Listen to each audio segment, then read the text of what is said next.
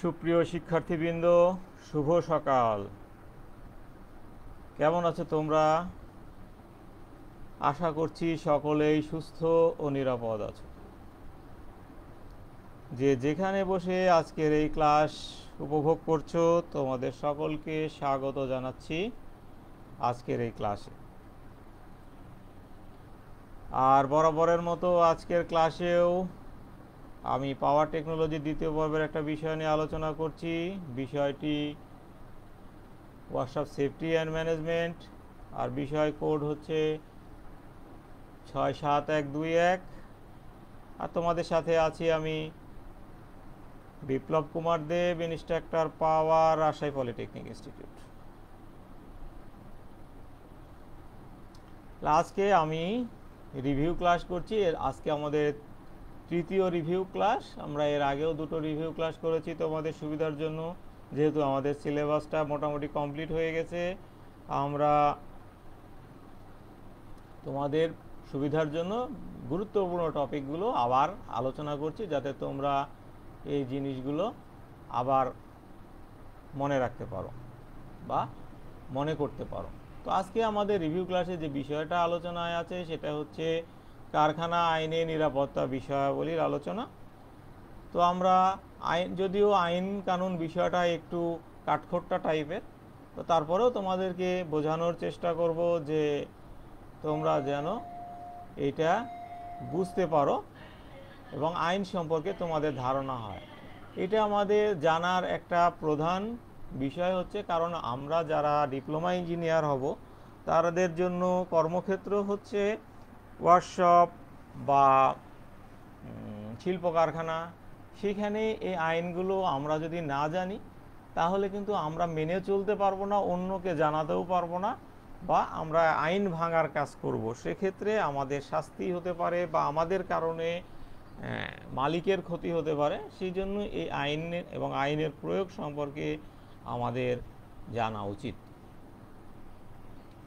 তো আমাদের প্রথম টপিক হচ্ছে পরিষ্কার পরিচ্ছন্নতা। পরিষ্কার পরিচ্ছন্নতা সম্পর্কে আমাদের মোটামুটি সবারই ধারণা আছে যে কর্মক্ষেত্র অবশ্যই পরিষ্কার পরিচ্ছন্ন রাখতে হবে,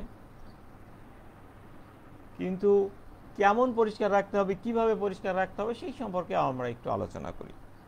তাহলে আমাদের যে কর্মক্ষেত্রে যে ময়লা আবর্জনাগুলো সৃষ্টি হয়, সেই ময়লাগুলো আমরা কিভাবে অপসারণ করব? আমাদের অপসারণ করতে হবে ঢাকনাযুক্ত বাক্সে, অর্থাৎ ডাস্টবিনগুলো হবে ঢাকনাযুক্ত, যাতে করে রোগ জীবাণু দুর্গন্ধ চারিদিকে না ছড়ায়। তারপর কি করতে হবে? যদি ভ্যারাইটিস কোয়ালিটির বর্জ্য থাকে, যেরকম ধাতব পদার্থ থাকে, রাসায়নিক পদার্থ থাকে, দুর্গন্ধযুক্ত বা গন্ধযুক্ত কোনো বর্জ্য থাকে, বা যদি মেডিকেল বর্জ্য থাকে, তাহলে সেগুলোকে আলাদা আলাদা বাক্সে করে সেগুলোকে অপসারণ করতে হবে। সবগুলো এক জায়গায় নেওয়া যাবে না, আলাদা বাক্সে করে সেগুলোকে অপসারণ করতে হবে। অপসারণ কতদিন পর পর করতে হবে? অবশ্যই প্রতিদিনকার বর্জ্য প্রতিদিন অপসারণ করতে হবে, যাতে সেইগুলো থেকে স্বাস্থ্যহানি না ঘটে। তারপরে যদি ওয়ার্কশপে কোথাও কাজ করার সময়, কোনো প্রোডাকশন কাজ করার সময় যদি পানির ব্যবহার থাকে, ফ্লোর ভিজে যাওয়ার সম্ভাবনা থাকে, তাহলে অবশ্যই ফ্লোরটাকে পানি নিরোধক পদার্থ দিয়ে তৈরি করতে হবে। এমন কিছু দিয়ে তৈরি করা যাবে না যাতে সব সময় ভিজেই থাকলো, ম্যাট বা এই জাতীয় পদার্থ যেগুলো সবসময় ভিজার উপরে কাজ করতে হলো, সেটা কখনোই করা যাবে না। তাহলে মেঝেটা এমনভাবে তৈরি হবে যাতে একদিকে ঢালু হয়, পানিটা গড়ে ড্রেনে চলে যায় এবং নিষ্কাশন হয়ে যায়, এবং পানি গড়ে যাওয়ার পর জায়গাটা শুকিয়ে যায়। এই রকম ফ্লোর তৈরি করতে হবে। যদি সেই সমস্ত জায়গায় প্রয়োজন হয় তাহলে জীবাণুনাশক পদার্থ ব্যবহার করতে হবে সেই জায়গাটা পরিষ্কার বা জীবাণুমুক্ত করার জন্য। এছাড়া পরিষ্কার পরিচ্ছন্ন রাখার জন্য আমাদের যেটা করতে হবে যে চলাচলের পথ, সিঁড়ি, মেঝে, ছাদ, পার্টিশন, এগুলো যদি রং করা বা মসৃণ হয় তাহলে সেগুলো অন্তত 14 মাসে একবার সেই জায়গাগুলো ঘষে ডিটারজেন্ট দিয়ে ভালো করে ধুয়ে পরিষ্কার রাখতে হবে, জায়গাগুলো চকচক করতে হবে। কতদিনে? 14 মাসে অন্তত একবার সেইটা করতে হবে, পরিষ্কার পরিচ্ছন্ন করতে হবে। আর এই যে পরিষ্কার পরিচ্ছন্ন করলাম আমি বা আমরা পরিষ্কার পরিচ্ছন্ন করলাম, এগুলো আমরা মনে রাখবো কি করে? সেই জন্য অবশ্যই এগুলোকে আমাদের রেজিস্টারে সংরক্ষণ লিপিবদ্ধ করে সংরক্ষণ করতে হবে। অর্থাৎ একটা খাতা বা একটা বইতে লিখে রাখতে হবে, যাতে এটা কতদিন আগে করেছি সেইটা যেন আমি মনে করতে পারি যে এতদিন আগে এটা করেছিলাম, আবার এটার সময় হয়ে আসছে, করতে হবে। এই হচ্ছে মোটামুটি পরিষ্কার পরিচ্ছন্নতা নিয়ে আইনে বলা আছে।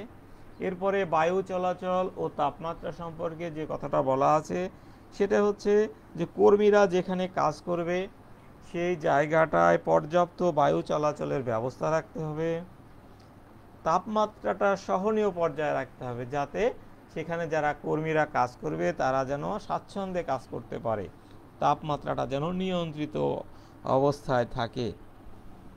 তাপমাত্রাটা কেমন আছে সেটা আমরা কি করে বুঝবো?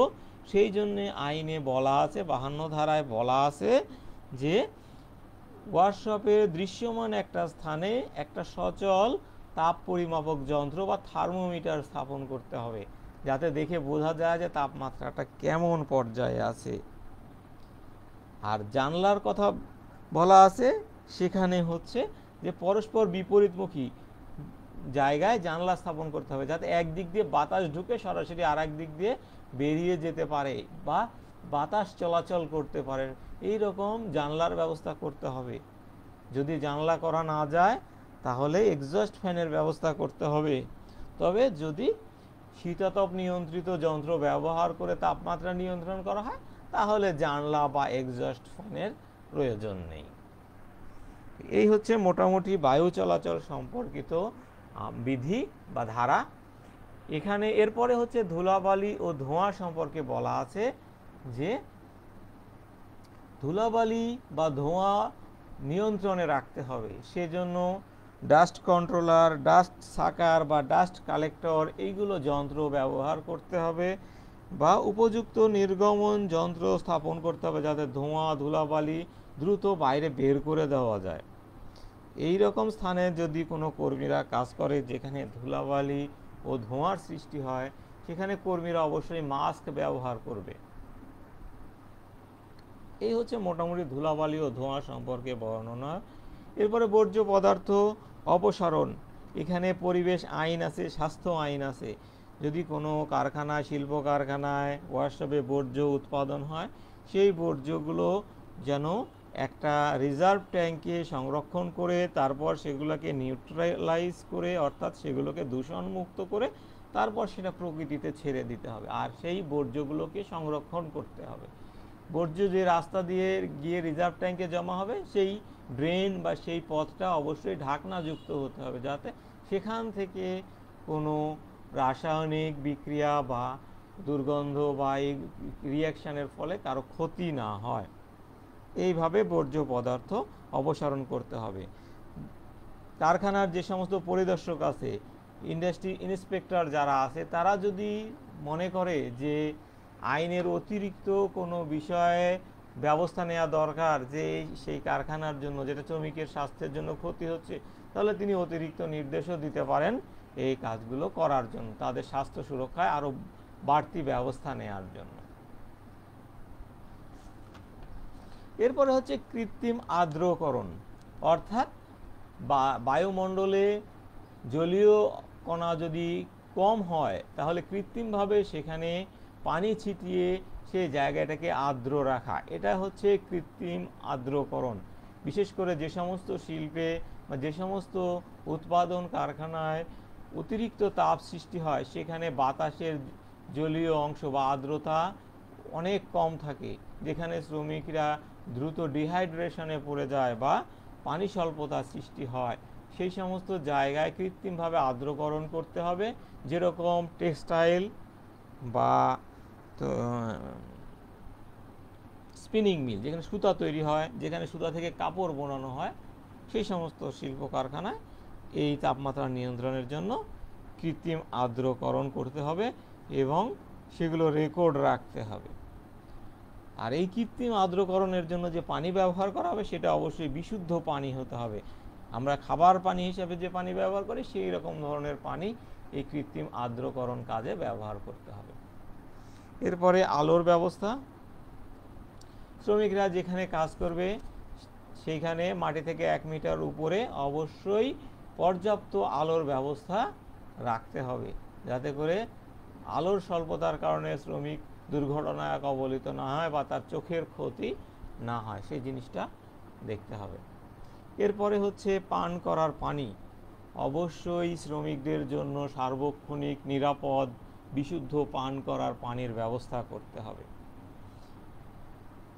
এটা কোথায় রাখতে হবে? কারখানার এমন একটা সুবিধাজনক স্থানে যেখানে শ্রমিকরা সহজে যাতায়াত করতে পারে, এবং পান করার পানি যেখানে থাকবে সে জায়গাটা জীবাণুমুক্ত জায়গা হতে হবে।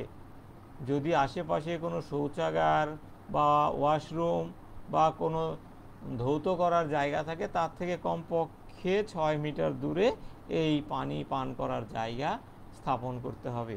এবং উপরে অবশ্যই পান করার পানি কথাটা বড় অক্ষরে লিখে রাখতে হবে। এবং পানি পান করার জন্য যে গ্লাসের ব্যবস্থা, সেই গ্লাসের ব্যবস্থা করতে হবে এবং গ্লাসগুলো পরিষ্কার জীবাণুমুক্ত রাখতে হবে, যাতে শ্রমিকরা নিরাপদ পানি পান করতে পারে।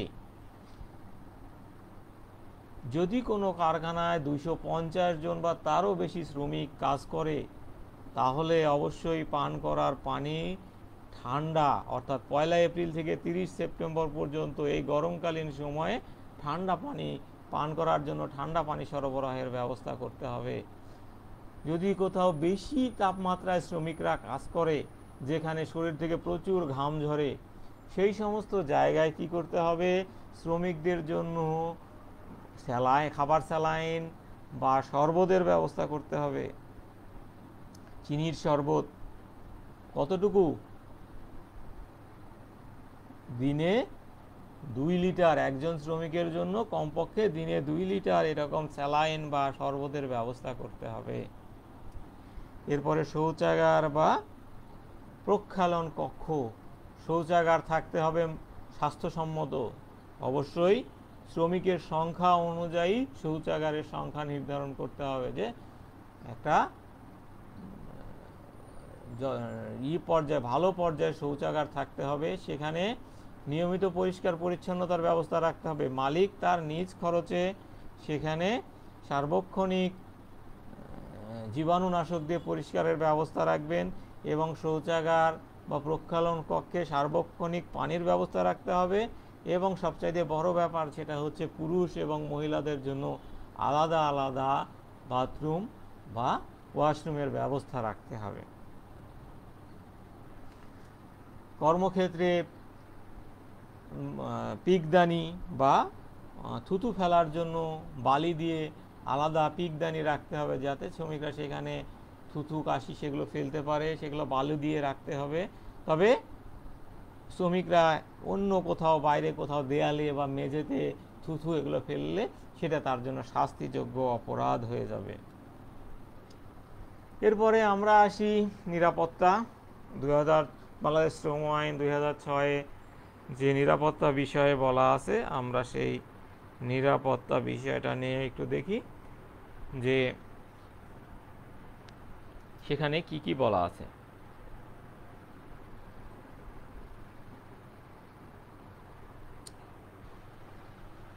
তাহলে ভবন এবং যন্ত্রপাতি নিরাপত্তার ক্ষেত্রে নকশা একটা গুরুত্বপূর্ণ বিষয়, অর্থাৎ বিল্ডিং তৈরি করার সময় অবশ্যই এমনভাবে তৈরি করতে হবে যাতে শ্রমিকরা সহজে যাতায়াত করতে পারে, এবং এক্সিট পথ যেগুলো থাকবে সেই এক্সিট পথগুলো যেন প্রশস্ত হয়, যাতে করে কোনো দুর্ঘটনা বা কোনো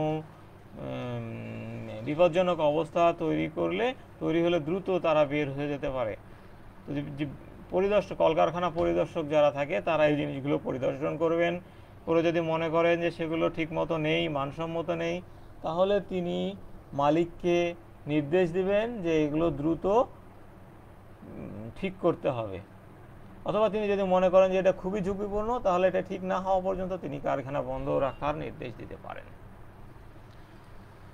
এরপরে শ্রম আইনের ধারা ৬২তে বলা আছে যে অগ্নিকাণ্ড, কারখানায় যদি অগ্নিকাণ্ড ঘটে তাহলে যে ধরনের সতর্কতা অবলম্বন করতে হবে সেই বিষয় সম্পর্কে বলা আছে। তো অবশ্যই যদি বিল্ডিংটা একাধিক তালা বিশিষ্ট হয় তাহলে দুইটা তালার মধ্যে, একতলা থেকে দোতলা, দোতলা থেকে তিনতলা, এইরকম তালাগুলোর মধ্যে সংযোগ রক্ষাকারী একটা বিকল্প সিঁড়ি, একটা সবসময় ব্যবহারের সিঁড়ি এবং একটা বিকল্প সিঁড়ি থাকতে হবে, যেটা অগ্নি নির্বাপন অগ্নি দুর্ঘটনার সময় দ্রুত সেখান থেকে নির্গমন হওয়া যায়, বের হওয়া যায়। আর এই দরজাগুলো কি হবে, যাতে সহজে শ্রমিকরা বের হতে পারে, সেজন্য কখনোই এগুলো তালাবদ্ধ অবস্থায় রাখা যাবে না। যখন শ্রমিকরা কাজ করবে তখন দরজাগুলো অবশ্যই তখন খোলা রাখতে হবে, যাতে শ্রমিকরা দ্রুত বের হয়ে যেতে পারে। আর কি হবে, দরজাগুলো অবশ্যই বাইরের দিকে যেন খোলা যায়, যদি স্লাইডিং না হয় তাহলে দরজাগুলো যেন বাইরের দিকে ধাক্কা দিয়ে খোলা যায়, এই রকম দরজা তৈরি করতে হবে। শ্রমিকদের কর্মস্থলে অবশ্যই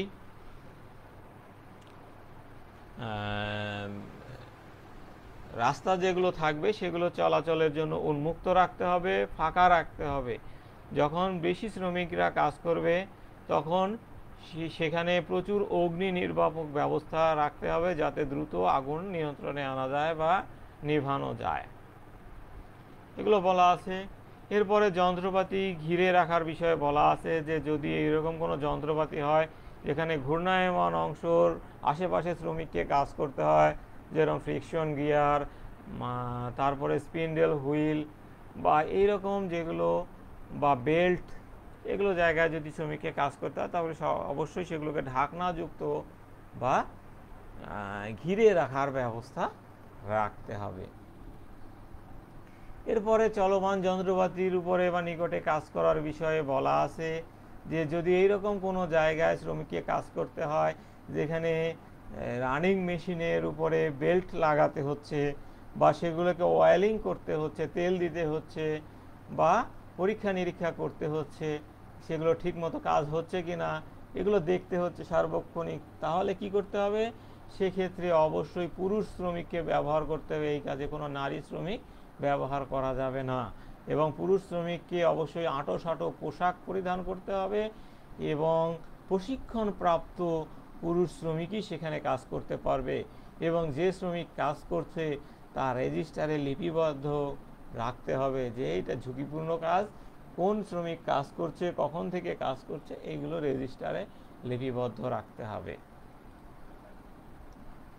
এরপরে স্ট্রাইকিং গিয়ার এবং শক্তি সরবরাহ বিচ্ছিন্ন করার পদ্ধতি, অর্থাৎ যদি এমন কোনো মেশিন হয় যেখানে শক্তি সরবরাহ গিয়ার বক্সের মাধ্যমে শক্তি সরবরাহ করতে হয় এবং শক্তি সরবরাহ বিচ্ছিন্ন করতে হয়, তাতে দুর্ঘটনা ঘটলে দ্রুত শক্তি সরবরাহ বিচ্ছিন্ন করে মেশিনটাকে বন্ধ করা যায় সেই ব্যবস্থা রাখতে হবে।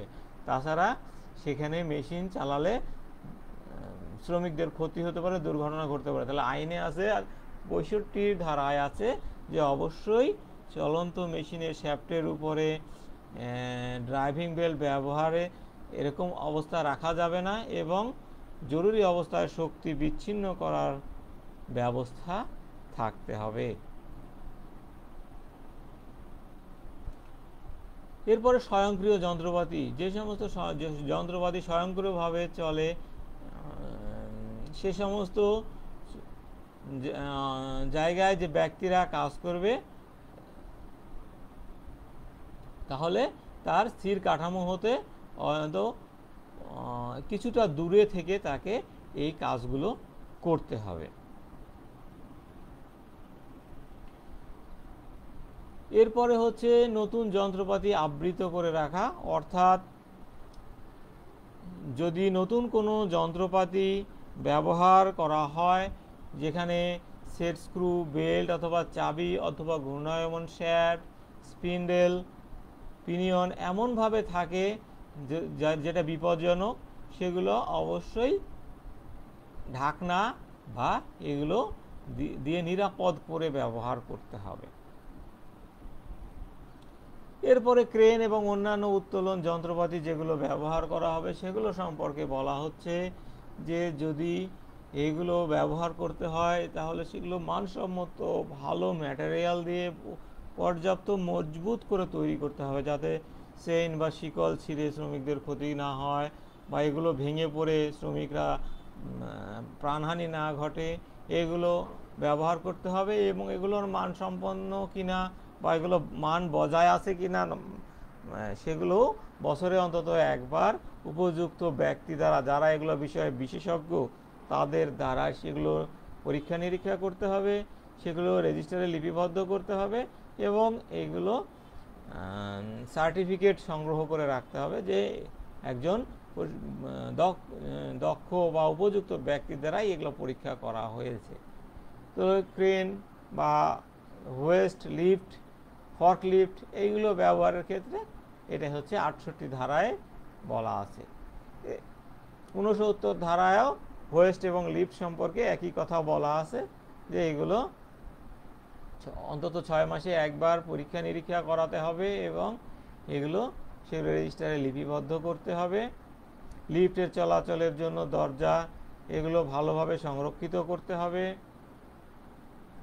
এবং লিফটগুলোর ক্যাপাসিটি কতটুকু সেটা পরিষ্কারভাবে লিখে রাখতে হবে, যেন ধারণ ক্ষমতার অতিরিক্ত কোনো মালামাল বা যাত্রী বহন না করে। এরপরে আছে ঘূর্ণায়মান যন্ত্রপাতি। যে সমস্ত 70 ধারায় 1 থেকে 3 বলা আছে ঘূর্ণায়মান যন্ত্রপাতি সম্পর্কে বলা আছে, যেখানে যেরকম গ্রাইন্ডিং বা অ্যাব্রেসিভ হুইল যেগুলো চালানো হয় সেগুলোর একটা নিরাপদ গতিসীমা কত, এটা কত আরপিএমে ঘুরবে, সেগুলো অবশ্যই এই যন্ত্রের আশেপাশে লিখিয়ে টাঙিয়ে রাখতে হবে যে এটার গতিসীমা সর্বোচ্চ এত, তার উপরে গেলে সেটা নিরাপদ সীমা পার হয়ে যাবে এবং দুর্ঘটনা ঘটতে পারে। এইগুলো অবশ্যই খেয়াল রাখতে হবে এবং এগুলো গতিশীল বা চলমান জিনিসগুলোর উপরে খাঁচা, ঝুড়ি বা এইগুলো দিয়ে সেগুলোকে নিরাপদ রাখতে হবে। প্রেসার প্ল্যান্ট, যে সমস্ত জায়গায় অতিরিক্ত চাপের বাতাস ব্যবহার করা হয় সে সমস্ত জায়গায় অবশ্যই যেন কোনোভাবেই চাপটা নিরাপদ সীমা অতিক্রম না করে সেই দিকে খেয়াল রাখতে হবে। এরপরে মেঝে, সিঁড়ি ও যাতায়াতের পথ। অবশ্যই মেঝে, সিঁড়ি, যাতায়াতের পথ এমনভাবে নির্মাণ করতে হবে যাতে সেগুলোর মজবুত রেলিংয়ের ব্যবস্থা থাকে এবং যখন কাজের সময় শ্রমিকরা চলাচল করবে তখন যেন নির্বিঘ্নে তারা চলাচল করতে পারে এবং শ্রমিকরা যেখানে কাজ করবে তার কাছাকাছি এবং এই সিঁড়িতে যাওয়ার পথটাও যেন পরিষ্কার থাকে, অর্থাৎ মালামাল, কাঁচামাল এগুলো দিয়ে ঢাকা না থাকে সেই দিকেও খেয়াল রাখতে হবে, অর্থাৎ কোনো বাধা বন্ধহীন ভাবে যেন শ্রমিকরা চলাচল করতে পারে। কোনো উৎপাদিত পণ্য, উৎপাদিত মালামাল বা কোনো কিছু স্তূপ করে রাস্তা বন্ধ করে রাখা যাবে না। এটা হচ্ছে শ্রম আইনের ধারা 72। এরপরে 73 ধারায় বলা আছে যে যদি কোনো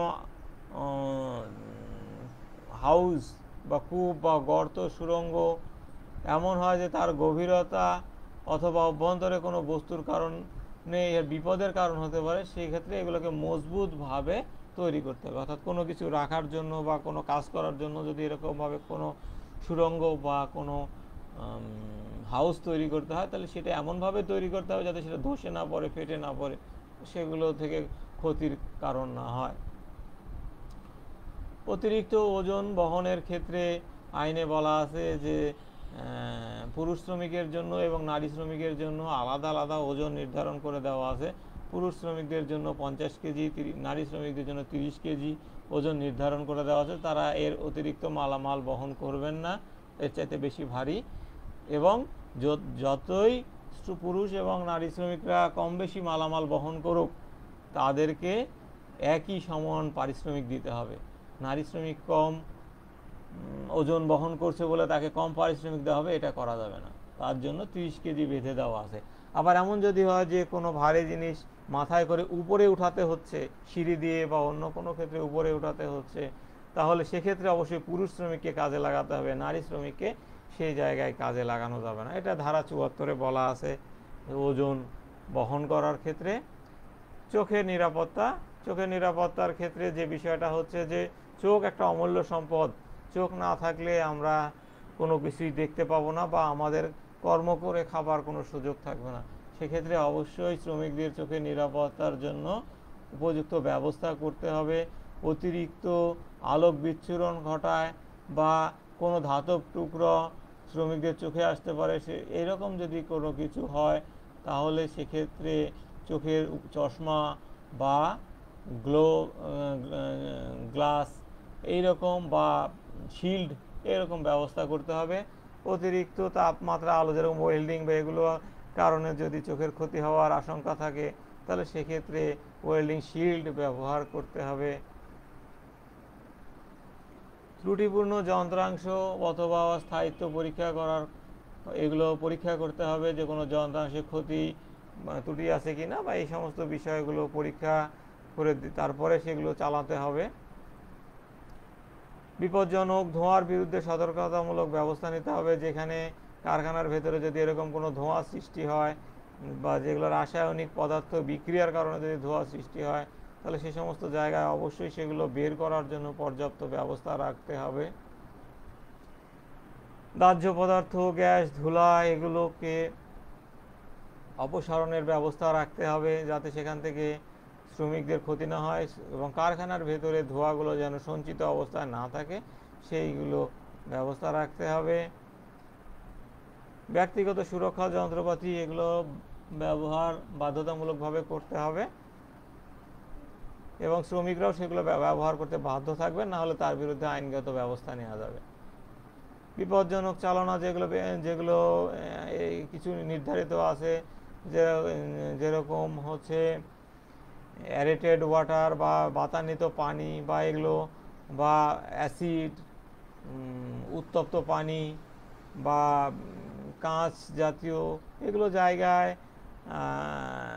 কাজ করার জন্য অল্প বয়স্ক বা শিশু শ্রমিক এগুলোকে কখনোই কাজে লাগানো যাবে না। এখানে প্রশিক্ষণপ্রাপ্ত এবং প্রাপ্তবয়স্ক লোক দিয়ে এগুলো পরিচালনা করতে হবে।